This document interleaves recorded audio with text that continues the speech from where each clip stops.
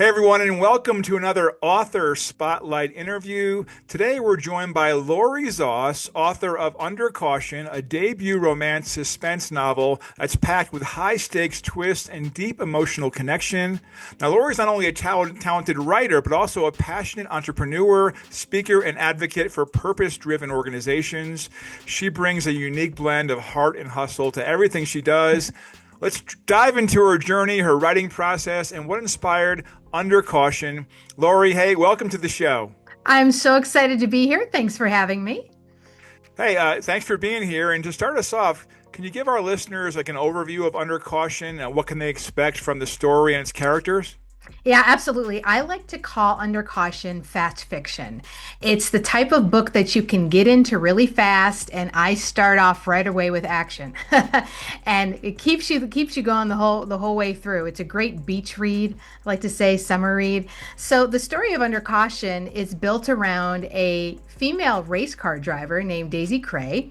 And she has, on the romance side, she has a relationship with her on again, off again rival, Jackson Wyatt. So that is a lot of fun to write that.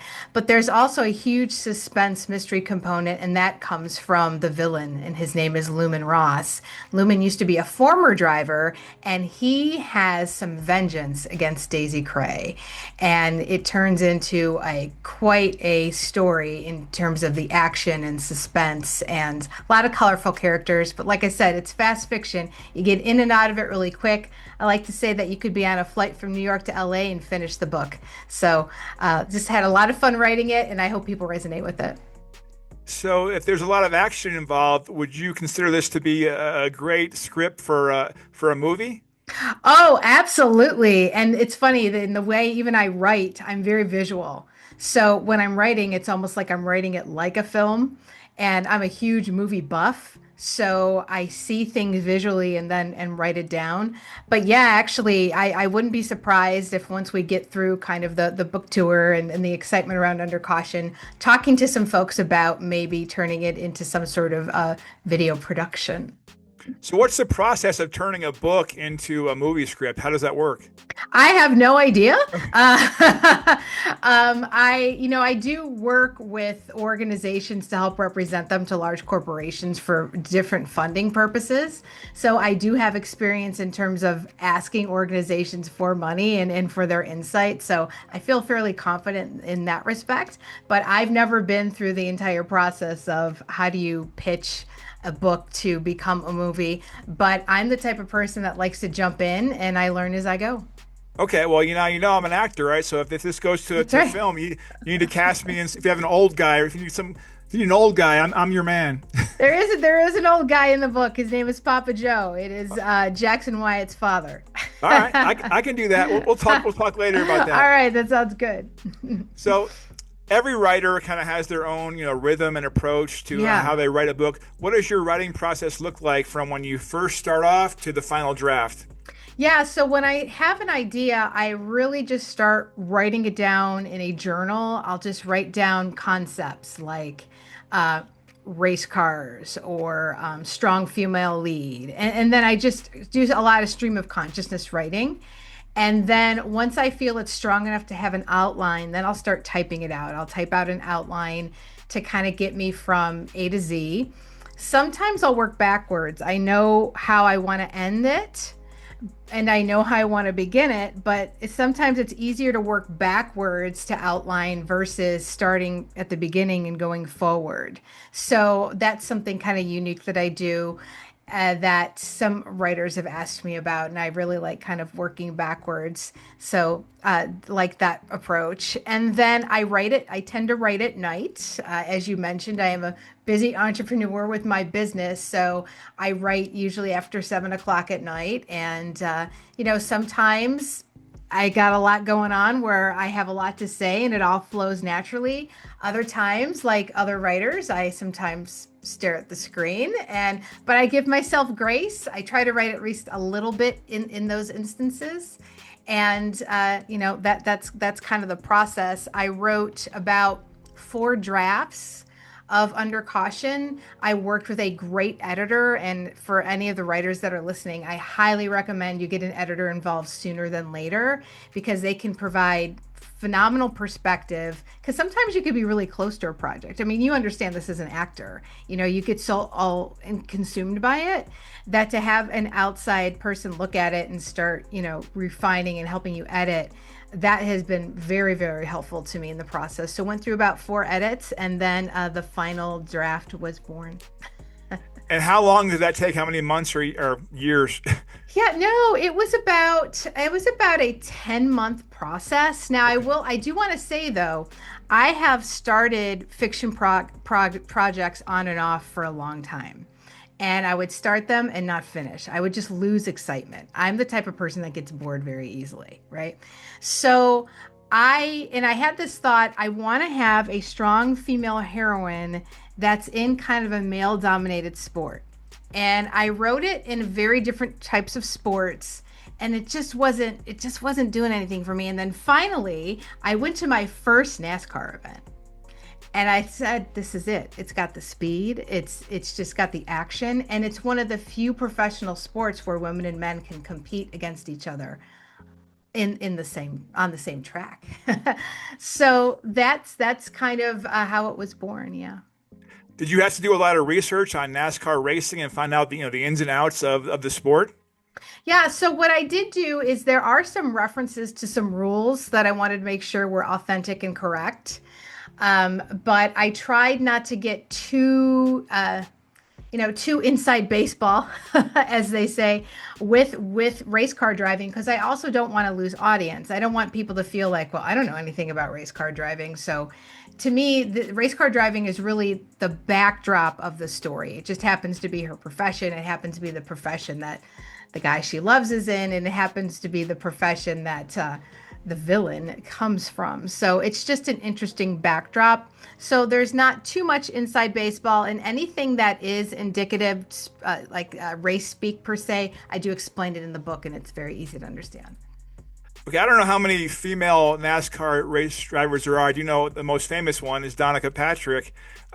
Did she inspire you at all? I would say that, yeah, Danica Patrick definitely is an inspiration. But again, it wasn't so much about there was someone I identified in racing and wanted to write something like her. It was more of I wanted to write about a strong female that was in a male dominated sport. And I played around with it in a lot of different ways.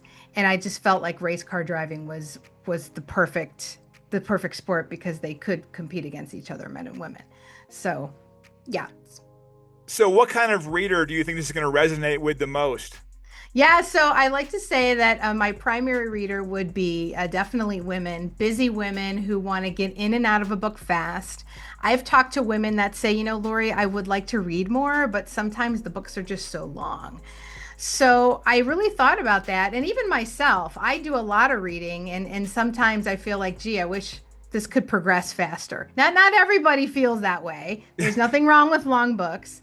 But my book is just about 50,000 words.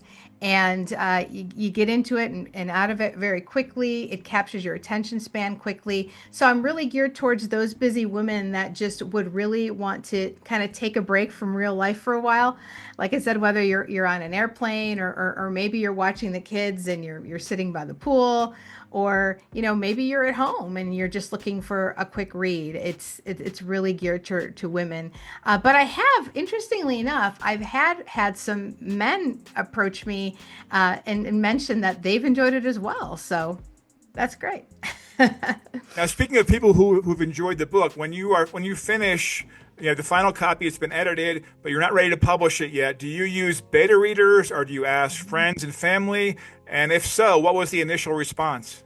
Yeah, so I did use a couple beta readers, and then I very graciously, authors Dana McSwain and Liz Farrow were so complimentary and very gracious with their time. And they also read the ARC copies, as they say, the advanced reader copies, and both provided a review for the book, which was wonderful.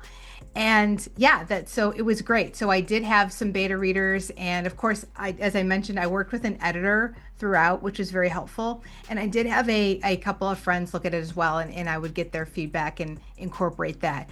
But you have to remember, and I tell a lot of artists this and writers this, you're going to get a lot of different suggestions, and you have to have your own internal litmus test of what feels right. There were some things my editor suggested, and I just thought, no, no, that's not going to work. But then there were other things that, what, that makes a lot of sense. So, and you have to also realize you're not going to please everybody. So I knew that going in. There are going to be people that really love this book, and for some people, it won't be their cup of tea, and that's okay. That's why we have thousands of books out there to choose from.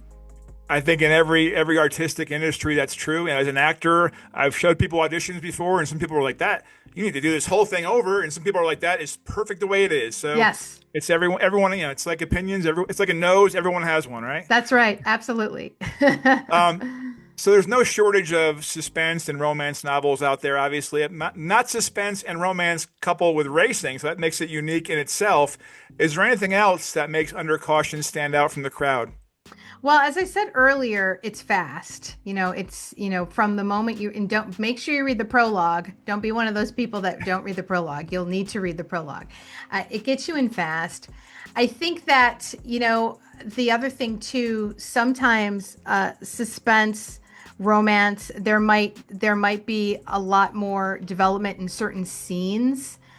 I am a quick chapter type of girl when I read. I like to feel accomplished that I finished a chapter. So my chapters are also purposely shorter.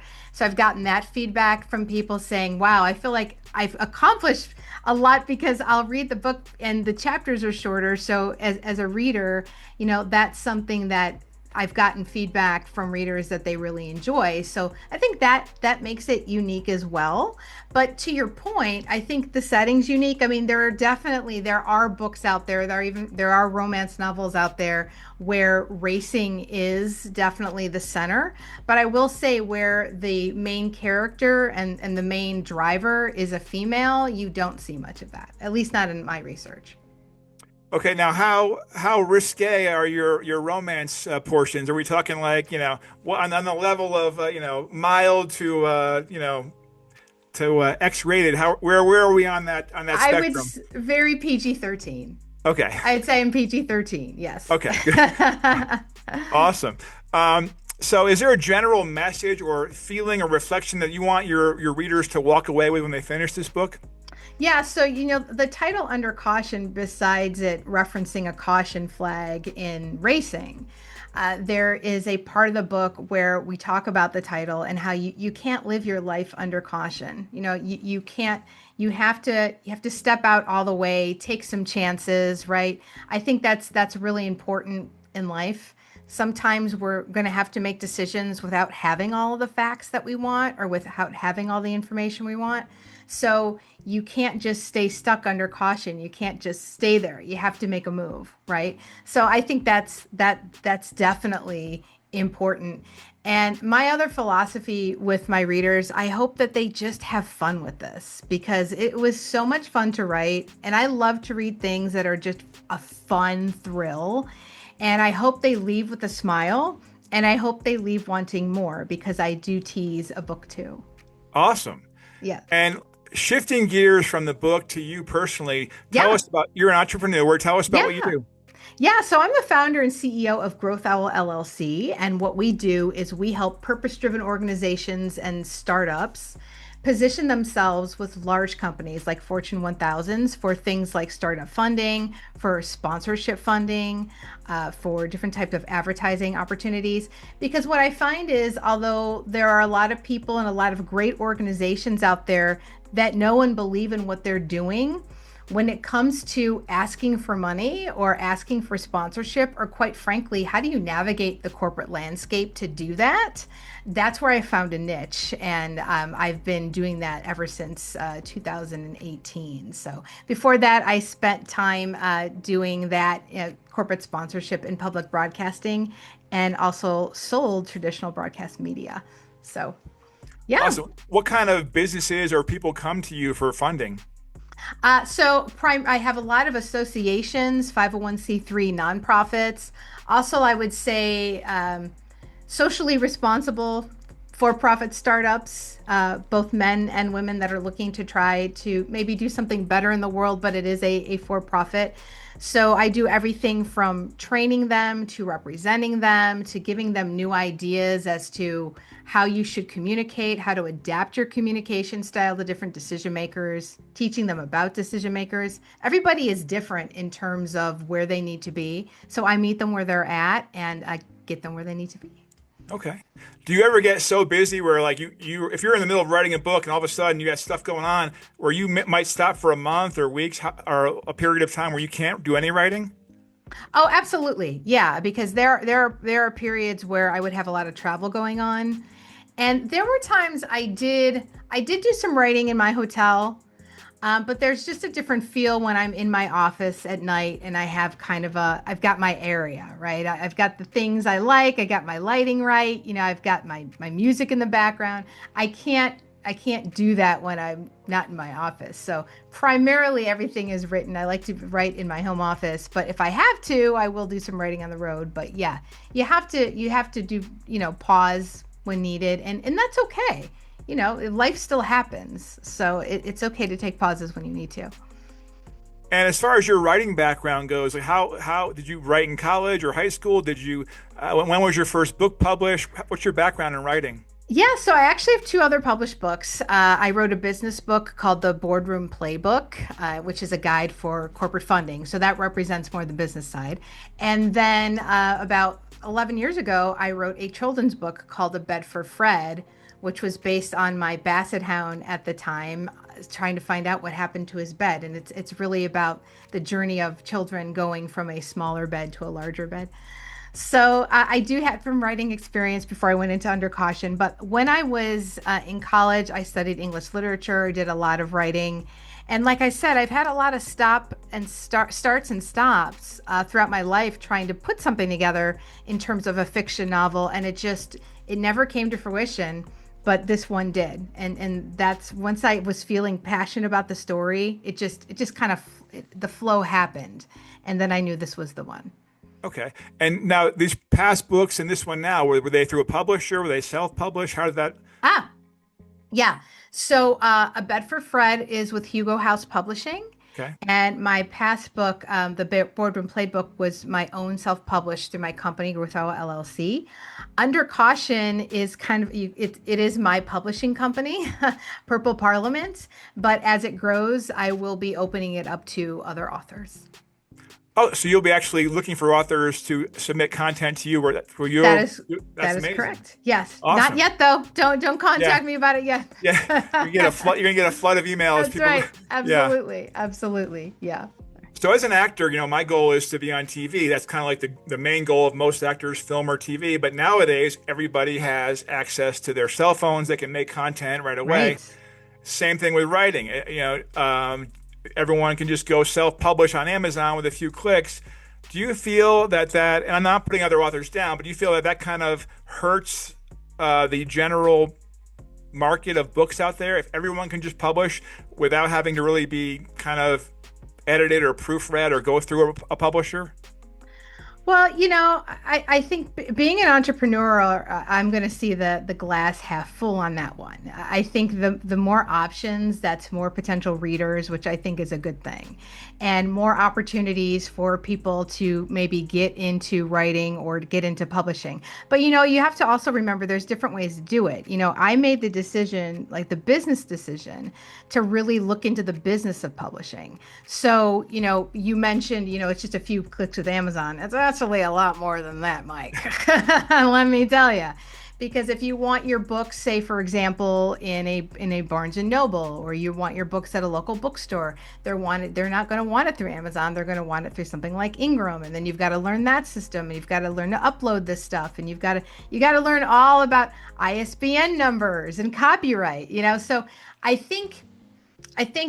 what our economy now allows is you can get as involved or uninvolved as you want to be.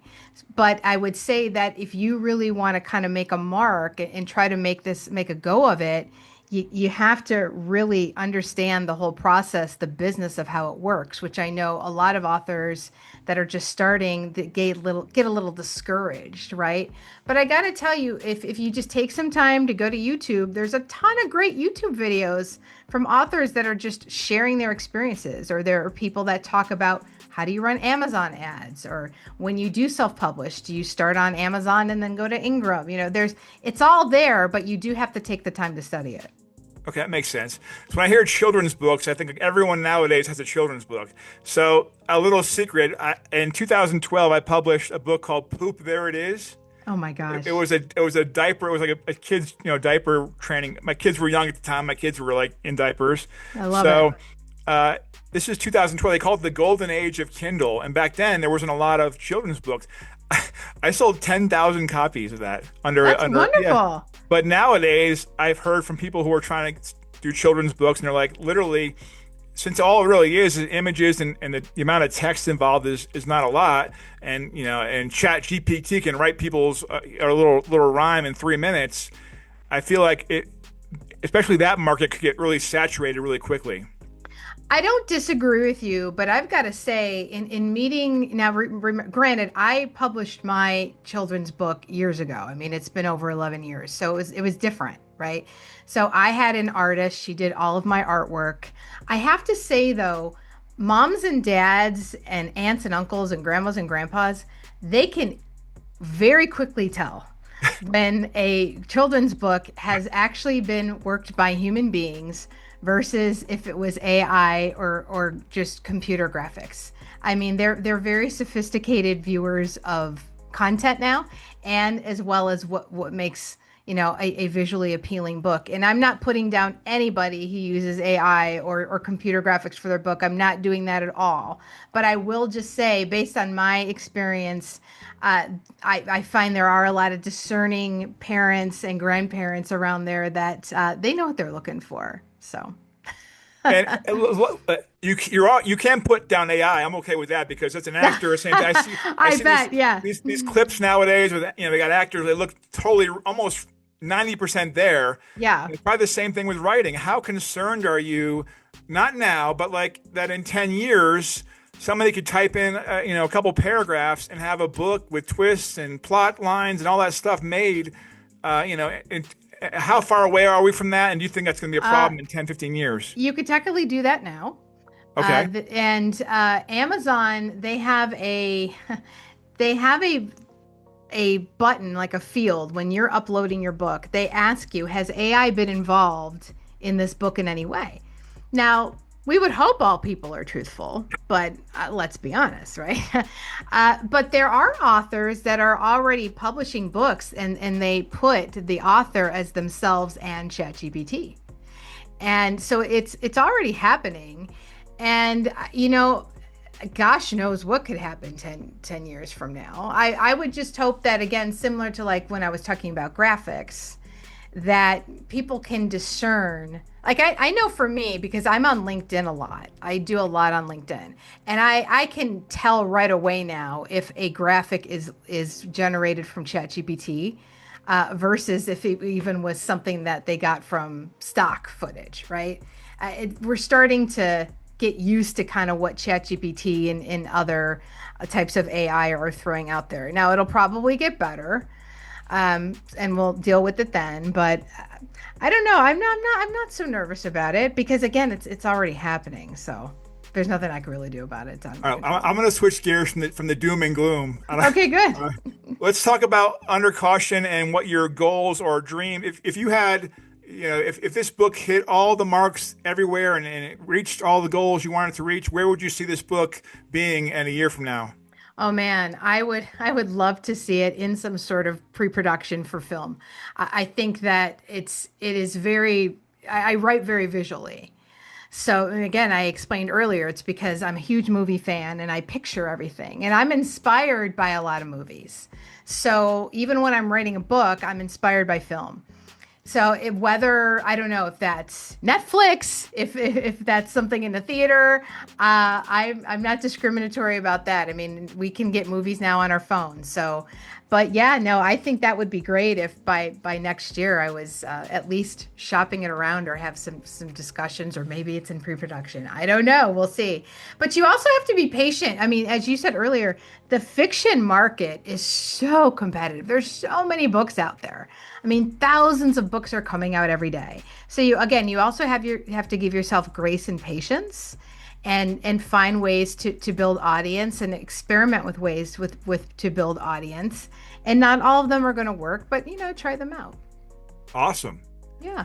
Well, Lori, we appreciate having you on today, and I want to Yeah. share with our viewers, first of all, your book's link. So tell us, where's the book available? So just go to Amazon and type Under Caution, and you can find it both in paperback and in Kindle. You can also find it at barnesandnoble.com, and also some local bookstores are starting to carry it as well. And do you have any plans for the audio version? Yeah, it's funny you mentioned that. So I'm kind of going back and forth of whether I'd voice it myself or hire a voice actor for it. If is that what you're trying to get to? You've got a great voice. I say go ahead and do it. You can just do it yourself. That'd be even better. Awesome. Thank you. And any other links like social media you want to share down there, or is that it? Sure, yeah. So my website is lorizossbooks.com. You can also find me on Facebook at Lori Zoss Author, as well as Instagram, Lori Zoss Author. And that's LORIZOSS. Awesome, Lori. Thank you so much for being on the show. We'll put all your links down below, and I look forward to you casting me on this project as soon as it hits the theaters. All right, Mike. Thanks for your time today. I appreciate it. See ya.